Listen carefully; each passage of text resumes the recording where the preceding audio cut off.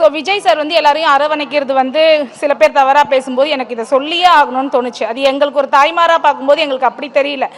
எங்கள் வீட்டோட ஒரு அப்பா வந்து ஒரு வாஞ்சியோட ஒரு குழந்தைய கட்டிப்பிடிச்சு முத்தம் கொடுத்தா எப்படி இருக்கும் எங்களுக்கு? ஒரு தாய் மாமனா எங்களோட அண்ணன் இருந்து ஒரு அக்கா பிள்ளையோ தங்கை பிள்ளையோ வந்து பார்த்து ஒரு அன்பும் இருக்கும், அதில் ஆசையும் இருக்கும், அதே சமயத்தில் ஒரு அக்கறையும் இருக்கும் ஒரு தாய் மாமாவிற்கு. எல்லாருக்கும் வணக்கம். என்னோட பேர் சோனியா. பாண்டிச்சேரி முத்தியால்பேட்லேருந்து வந்திருக்கோம். எங்கள் பொண்ணு மேனகா வந்து இமாக்லேட் ஸ்கூலில் படிக்கிறாங்க.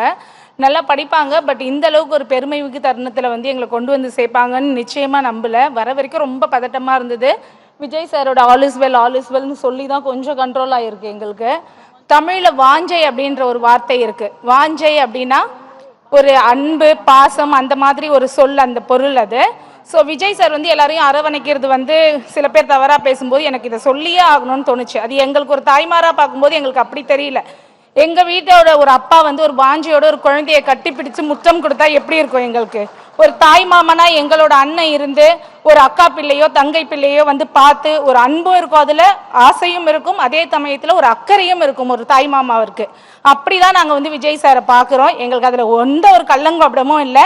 பெண் பிள்ளைகளை தன் பிள்ளை போல் பார்க்கும் இந்த மனிதர் வந்து நிச்சயமாக அரசியலுக்கு வந்தார்னா காந்தியடிகள் சொன்ன மாதிரி இரவுல தனியா ஒரு பெண் பிள்ளை, அதுவும் குழந்தை கூட நடந்து செல்லலாம். கண்டிப்பா இதுல மாற்று கருத்தே இல்லை. நிச்சயம் நீங்க தமிழக முதல்வரா வரணும்னு நாங்க கடவுள்கிட்டயே வேண்டிட்டு இருக்கோம். அது நிச்சயமா பலிக்கும் 100%. ரொம்ப ரொம்ப நன்றி சார்.